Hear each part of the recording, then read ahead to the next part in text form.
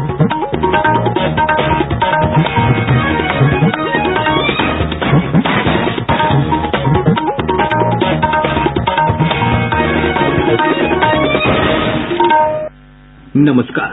ये आकाशवाणी पटना है। अब आप खालिद रशीद से प्रादेशिक समाचार सुनिए। पहले मुख्य समाचार। प्रदेश में कोविड के मामलों में फिर तेजी से बढ़ोतरी, सक्रिय मामलों की संख्या बढ़कर 774 हुई। केंद्र सरकार ने राज्यों से सतर्कता बढ़ाने को कहा। अग्निपथ योजना के विरोध में विपक्ष के हंगामे के कारण विधानमंडल के दोनों सदनों की कार्यवाही बाधित। राज्य सरकार ने कहा, उद्योग नहीं लगाने वाले उद्यमियों से बियाडा जमीन का आवंटन वापस लेगा। और प्रदेश में उत्तर बिहार सहित राज्य के कई हिस्सों में तेज बारिश, वज्रपात की अलग अलग घटनाओं में 21 लोगों की मृत्यु। अब समाचार विस्तार से। प्रदेश में लगातार छठे दिन कोविड के 100 से अधिक मामले सामने आए हैं। स्वास्थ्य विभाग से प्राप्त जानकारी के अनुसार पिछले 24 घंटों में 20 जिलों से 133 नए मामलों की पुष्टि हुई है। सबसे अधिक पटना से 80 मामले सामने आए हैं। गया से 11, भागलपुर से 9, अरवल, बांका और समस्तीपुर से 4-4, रोहतास और सहरसा से 3-3 लोग संक्रमित मिले हैं। प्रदेश में कोरोना के बढ़ते संक्रमण को देखते हुए राज्य सरकार ने सरकारी कार्यालयों में बायोमेट्रिक हाजिरी पर लगी रोक 12 जुलाई तक बढ़ा दी है। इस संबंध में गृह विभाग के अपर मुख्य सचिव चैतन्य प्रसाद ने निर्देश जारी कर दिया है। उन्होंने इस संबंध में आवश्यक दिशा निर्देश सभी विभागीय सचिवों को भेजा है। इस बीच केंद्रीय स्वास्थ्य सचिव राजेश भूषण ने कोविड महामारी की स्थिति पर चर्चा और कोविड टीकाकरण की समीक्षा के लिए आज राज्यों के साथ बैठक की। वीडियो कॉन्फ्रेंस के जरिए हुई इस बैठक में स्वास्थ्य सचिव ने राज्यों को कोरोना की रोकथाम के लिए प्रभावी कदम उठाने के निर्देश दिए हैं। इसके अलावा आगामी रथ यात्रा और अन्य त्योहारों के मौसम को देखते हुए भीड़ नियंत्रण के उपाय पर जोर दिया गया है। श्री भूषण ने कहा कि कोविड से बचाव के लिए 100% टीकाकरण के लक्ष्य को हासिल करना आवश्यक है। आकाशवाणी से बातचीत में लोगों ने कहा है कि वे कोविड दिशा निर्देशों का पालन कर रहे हैं। मैं डॉक्टर आसिफ रशीद उम्मीद करता हूं कि आप सब अपना खूब सारा ख्याल रख रहे होंगे। कोरोना बिल्कुल खत्म नहीं हुआ है। शायद हमने कुछ लापरवाही शुरू कर दी जिससे रोज केसेस बढ़ते जा रहे हैं। जी नहीं, अभी भी हमें सतर्क रहना है। मास्क, हैंड सैनिटाइजर, अपने हाइजीन और सोशल डिस्टेंसिंग के साथ साथ वैक्सीन लेने हैं। मेरा नाम शांभवी पोद्दार है और मैं समस्तीपुर जिले की रहने वाली हूँ। एक बार फिर से ये महामारी अपने पांव पसार रही है, जिसे रोकने के लिए हमें पहले की तरह मास्क और सैनिटाइजेशन का उपयोग करना है। साथ ही कोरोना के खतरे को कम करने के लिए हम सभी को बूस्टर डोज लेना अनिवार्य है। मेरा नाम बीना आनंद है। मैं पटना की रहने वाली हूँ। अभी कोविड केसेस काफी बढ़ रहे हैं, ऐसे में प्रिकॉशंस लेना काफी जरूरी है। मैं भी प्रिकॉशंस ले रही हूँ। मास्क का उपयोग, सैनिटाइजर का उपयोग करती हूँ। मैंने दोनों टीके भी ले रखे हैं। जो लोग नहीं कर रहे हैं उनसे मेरी यही राय है कि वो सावधानी रखें। आम लोग की जिम्मेदारी बनती है कि इसे रोके, प्रिकॉशंस के साथ रहें। प्रदेश में टीकाकरण को लेकर चलाए गए महाअभियान में कल 6,43,000 से अधिक लोगों को कोरोना से बचाव के टीके लगाए गए। अब तक 13,61,57,000 से अधिक कोविड रोधी टीके लगाए जा चुके हैं। इनमें से 6,16,88,000 लोगों को टीके की दोनों डोज दी जा चुकी है। वहीं अब तक 32,32,000 से अधिक लोगों को बूस्टर डोज भी लगाई जा चुकी है। इधर देश में कोविड टीकाकरण का आंकड़ा 1,97,34,00,000 को पार कर गया है। नालंदा जिला अंतर्गत राजगीर प्रखंड के नाहुब में एक पिग फार्म के सुअर में अफ्रीकन स्वाइन फ्लू की पुष्टि हुई है। जिलाधिकारी शशांक शुभंकर ने बताया कि फार्म के बीमार सुअर के रक्त के नमूने को जांच के लिए राष्ट्रीय उच्च सुरक्षा पशु रोग संस्थान भोपाल भेजा गया था। उन्होंने कहा कि इस मामले के बाद जिले में प्रखंडवार टीम बनाकर सुअर फार्म के पशुओं की जांच कराई जा रही है। स्वास्थ्य मंत्री मंगल पांडेय ने कहा है कि राज्य में 1,185 हेल्थ एंड वेलनेस सेंटर स्थापित किए जाएंगे। विधान परिषद में श्री पांडेय ने कहा कि इसके अंतर्गत 38 जिलों के तहत 237 विधानसभा क्षेत्रों को कवर किया जाएगा। श्री पांडेय ने कहा कि राज्य में स्वास्थ्य सुविधा संरचना के सुधार के लिए काम हो रहा है। हेल्थ एंड वेलनेस केंद्रों के अलावा 237 नए अतिरिक्त प्राथमिक स्वास्थ्य केंद्र, 122 सामुदायिक स्वास्थ्य केंद्रों का भी निर्माण किया जाएगा। स्वास्थ्य मंत्री ने कहा कि पुराने और जर्जर रेफरल अस्पताल के भवनों के स्थान पर 14 नए सामुदायिक स्वास्थ्य केंद्र बनाए जाएंगे। अग्निपथ योजना के विरोध में विधानमंडल के दोनों सदनों में आज भी विपक्ष का हंगामा जारी रहा। सदन की कार्यवाही शुरू होते ही राजद, सीपीआई माले सहित अन्य विरोधी दलों के विधायक अग्निपथ योजना का विरोध करते हुए विधानसभा के बीचों बीच आ गए। विपक्षी सदस्यों के शोरगुल और नारेबाजी के कारण सदन में प्रश्नकाल बाधित रहा। अध्यक्ष विजय कुमार सिन्हा ने नारेबाजी कर रहे सदस्यों को गरिमा का पालन करने और अपनी सीट पर लौटने की अपील की, लेकिन इसका भी कोई असर नहीं हुआ। स्थिति शांत नहीं होने पर अध्यक्ष ने सदन की कार्यवाही दोपहर 12 बजे तक के लिए स्थगित कर दी। दोबारा जब सदन की कार्यवाही शुरू हुई तो विपक्ष के सदस्य उसी मुद्दे को लेकर सदन के बीच फिर से आ गए। इसके बाद अध्यक्ष को सदन की कार्यवाही 2 बजे तक के लिए स्थगित करनी पड़ी। भोजन अवकाश के बाद की पाली में सदस्यों की उपस्थिति बहुत कम रहने के कारण कार्यवाही नहीं हो सकी। इधर विधान परिषद में भी विपक्ष ने अग्निपथ योजना के मुद्दे को लेकर जबरदस्त हंगामा किया। इसके कारण परिषद की दूसरी पाली की कार्यवाही नहीं चली। कार्यकारी सभापति अवधेश नारायण सिंह ने हंगामे के कारण सदन की कार्यवाही को कल दिन के 12 बजे तक के लिए स्थगित कर दिया। भाजपा के वरिष्ठ नेता और केंद्रीय शिक्षा मंत्री धर्मेंद्र प्रधान ने आज मुख्यमंत्री नीतीश कुमार से पटना में मुलाकात की।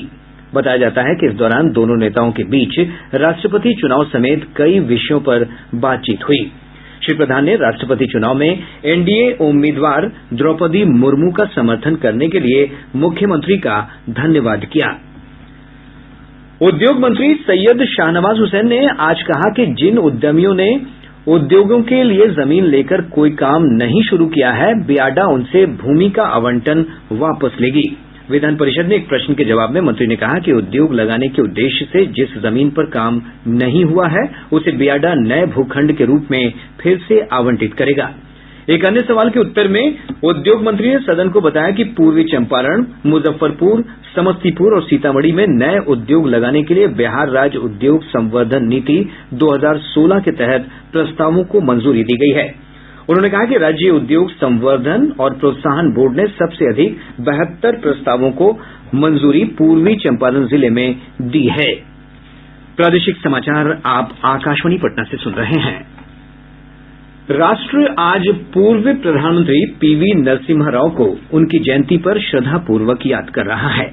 आजादी का सफर के अंतर्गत पूर्व प्रधानमंत्री को एक श्रद्धांजलि। आजादी का सफर की आज की कड़ी में हम स्वतंत्रता सेनानी और देश के पूर्व प्रधानमंत्री पीवी नरसिम्हा राव का स्मरण कर रहे हैं, जिनकी आज जयंती है। पीवी नरसिम्हा राव का जन्म 28 जून 1921 को हैदराबाद के करीम नगर में हुआ था।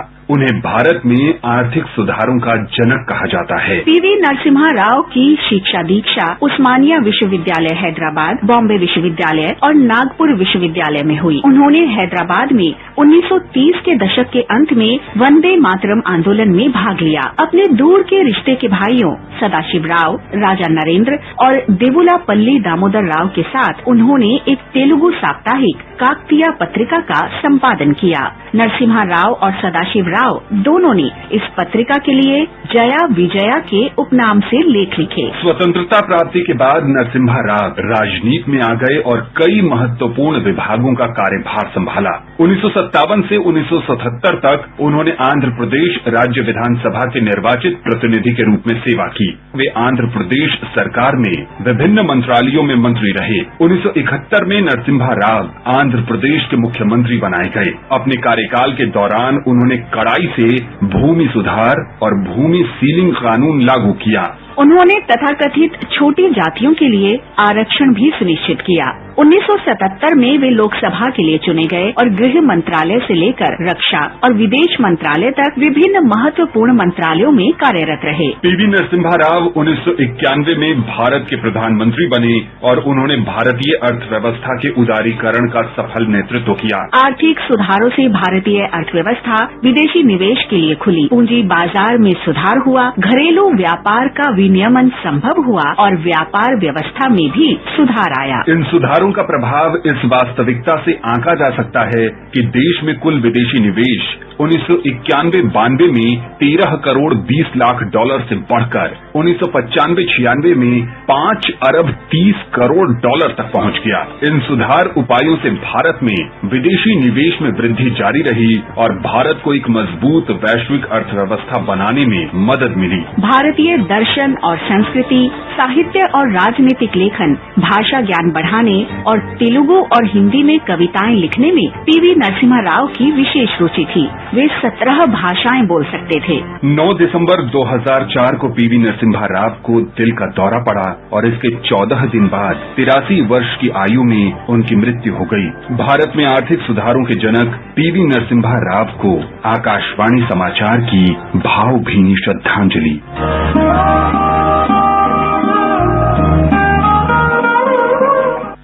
उपराष्ट्रपति एम वेंकैया नायडू ने पूर्व प्रधानमंत्री पीवी नरसिम्हा राव को श्रद्धांजलि अर्पित करते हुए उन्हें एक दूरदर्शी राजनेता और बुद्धिजीवी बताया। प्रधानमंत्री नरेंद्र मोदी ने पूर्व प्रधानमंत्री को याद करते हुए कहा है कि देश की तरक्की में उनका योगदान कभी नहीं भुलाया जा सकता।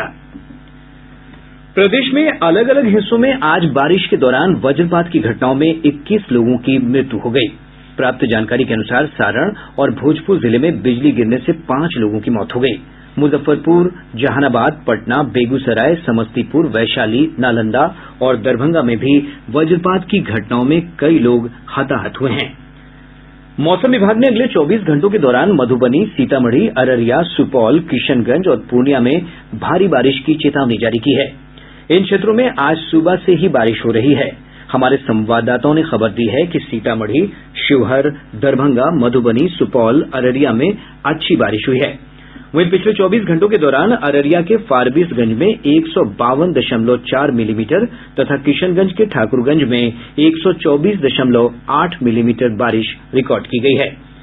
इधर मौसम विज्ञान केंद्र पटना की वैज्ञानिक कामिनी कुमारी ने बताया कि कल और परसों राज्य के अधिकांश हिस्सों में गरज के साथ बारिश की संभावना है। इस दौरान कई स्थानों पर वज्रपात की भी आशंका है। 24 घंटों के दौरान प्रदेश के उत्तरी भागों के अधिकांश भागों एवं दक्षिण भागों के अनेक स्थानों पर आकाशीय बिजली एवं मेघ गर्जन के साथ हल्की से मध्यम स्तर की वर्षा होने का पूर्वानुमान है। साथ ही प्रदेश के उत्तरी भागों के मधुबनी, सीतामढ़ी, सुपौल, अररिया, किशनगंज और पूर्णिया जिले के 1-2 स्थानों पर बहुत भारी वर्षा एवं पश्चिमी चंपारण और पूर्वी चंपारण के 1-2 स्थानों पर भारी वर्षा होने की चेतावनी है। केंद्रीय पर्यावरण मंत्री भूपेंद्र यादव ने कहा है कि एक बार इस्तेमाल किए जाने वाले यानी सिंगल यूज प्लास्टिक आइटम पर प्रतिबंध की समय सीमा अब नहीं बढ़ाई जाएगी।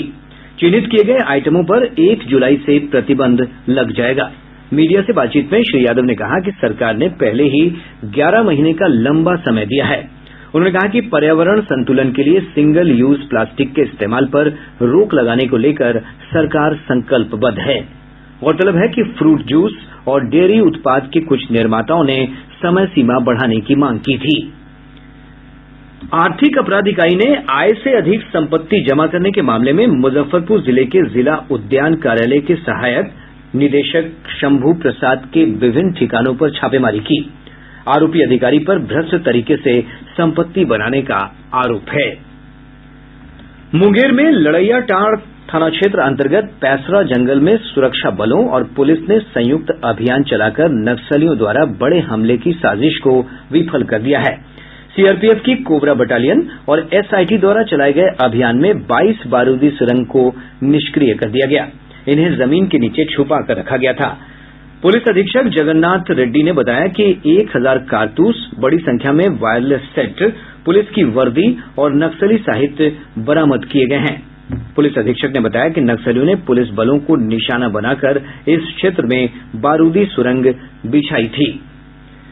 कैमूर जिले के विभिन्न पंचायतों में कृषि विभाग और आत्मा संयुक्त रूप से 1 जुलाई से 20 जुलाई तक किसान चौपाल का आयोजन करेगा, जिसमें किसानों को कृषि कार्यों में सुगम माध्यम को अपनाने और उत्पादकता बढ़ाने को लेकर जागरूक किया जाएगा।